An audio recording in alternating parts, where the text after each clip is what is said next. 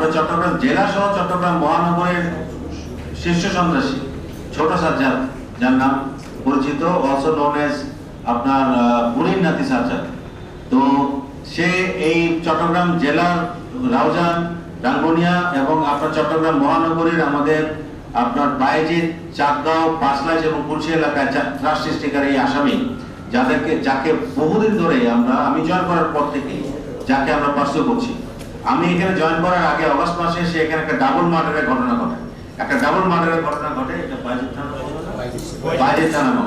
তারপরে আমি জয়েন করার পরে সে এখানে চাঁদগাঁও থানায় আরেকটি হত্যাকাণ্ড করে এবং প্রকাশ্যে অস্ত্র নিয়ে সে তার দলবল সহ সব কয়টা লোক সে সহ অস্ত্রশস্ত্র নিয়ে এসে চাঁদাবাজি করতো। বিল্ডিং কনস্ট্রাকশন কোথায় হচ্ছে চাঁদাবাজি হচ্ছে, কোথায় দোকান হচ্ছে চাঁদাবাজি হচ্ছে, শপিং সেন্টারে চাঁদাবাজি হচ্ছে এবং ঝুট ব্যবসা। চট্টগ্রাম যে আমাদের যে গার্মেন্ট ইন্ডাস্ট্রিগুলোতে আছে, যে বায়েজিদ, চাঁদগাঁও, মোহরা কেন্দ্রিক যে আপনার গার্মেন্ট ইন্ডাস্ট্রিগুলো আছে, ঝুট ব্যবসা, এই পুরা নিয়ন্ত্রণ তার যে গডফাদার। আমাদের কাছে খবর আছে দুবাই প্রবাসী আরেক সাজ্জাদ আছে, বড় সাজ্জাদ, সেও চিটাগংয়ের লোক। এই দুবাই প্রবাসী সাজ্জাদের আশ্রয় প্রশ্রয় থেকে সে এখানে এই চাঁদাবাজিগুলো এবং বিভিন্ন ধরনের হত্যাকাণ্ড এবং যত রকমের অ্যাট্রসিটি আছে চট্টগ্রাম শহরে নর্থ ডিভিশন কেন্দ্রিক তার ছিল, কর্মকাণ্ড ছিল। তো আমরা বেশ কয়েকবার তাকে গ্রেফতার করার চেষ্টা করেছি। মাঝখানে একবার বায়েজিদ এলাকায় তাকে গ্রেফতার করার অভিযান পরিচালনা করা হয়।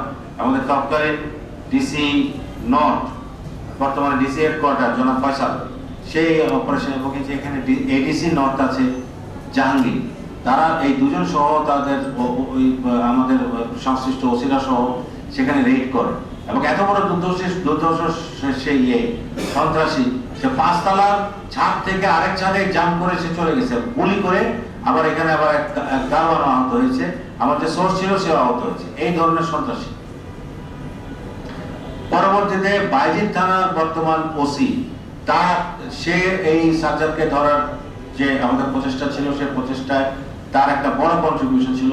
এটা জানার পরে এই সাজ্জাদ ভিডিওতে লাইভে এসে এই বায়েজিদ থানার ওসিকে প্রকাশ্য দিবালোকে সে আপনার লাঞ্ছিত করার হুমকি দেয়। এরপরে দেখলাম যে এনাফ ইজ এনাফ, এটা অনেক বার বেড়ে গিয়েছে, একে এখন দমাতে হবে। তখন আমি সিএমপি কমিশনার হিসেবে প্রেস বিজ্ঞপ্তি দিলাম যে একে ধরিয়ে দিতে পারলে, জীবিত অবস্থায় ধরিয়ে দিতে পারলে উত্তম অর্থ পুরস্কার দেওয়া হবে। এটাও প্রায় আজকে 3 মাস আগে। তো আমাদের প্রচেষ্টা অব্যাহত ছিল। মাঝখানে পুলিশ হেডকোয়ার্টারের সাথে আমাদের একটা ইন্টেলিজেন্স কোঅর্ডিনেশন ছিল। আমাদের ডিসি নর্থ, আমাদের এডিসি নর্থ, এদের সাথে পুলিশ হেডকোয়ার্টারের একটা ইন্টেলিজেন্স কোঅর্ডিনেশন ছিল। পুলিশ হেডকোয়ার্টার ওকে ট্র্যাক ডাউন করার ক্ষেত্রে আমাদেরকে প্রভূত সহায়তা করেছে।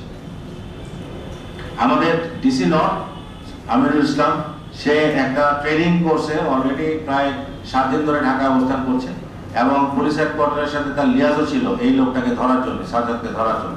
পুলিশ হেডকোয়ার্টারের কাছ থেকে এবং ম্যানুয়াল সোর্সে সে খবর পায় যে গতকাল রাত্রে 8টার দিকে এই যে দুর্ধর্ষ শীর্ষ সন্ত্রাসী সাজ্জাদ, সে তার স্ত্রীকে নিয়ে সে শপিং করতে গিয়েছে বসুন্ধরা শপিং কমপ্লেক্সে এবং সিএমপির একটা টিমও ঢাকায় সে এনে রেখেছিল আগে থেকে, কারণ ইন্টেলিজেন্স ছিল যে এই লোকটা ঢাকায় এই সময় এখানে থাকতে পারে। সিএমপির একটা টিম আগে থেকেই ওর সাথে ঢাকায় অবস্থান করেছিল। যখন এটা ইনফরমেশন যখন কনফার্ম হয় যে না ঠিক আছে লোকেশন পিন পয়েন্টে, তখনই তারা ওইখানে বসুন্ধরা শপিং কমপ্লেক্সে গিয়ে তাকে গ্রেফতার করে আমাকে খবর দেয়। আমাকে এডিসি নর্থ আমাকে খবর দেয় স্যার গ্রেফতার হয়েছে। আমি additional commissioner crime and ops DMP তাকে জানাই। সে তারপরে ওই লোকাল যে থানা, তেজগাঁও থানা, সেখানে খবর দেয়। বাই দ্যাট টাইম তো ওই সাজ্জাদকে তো আমার সিএমপি টিম ডিসি নর্থের নেতৃত্বে ধরে ফেলেছে, গ্রেফতার করে রেখেছে। স্থানীয় যারা ছিলেন তারাও সাহায্য করেছে গ্রেফতার করে ধরে রাখার জন্য। তো আমি ডিএমপির additional commissioner crime and ops খবর জানাই।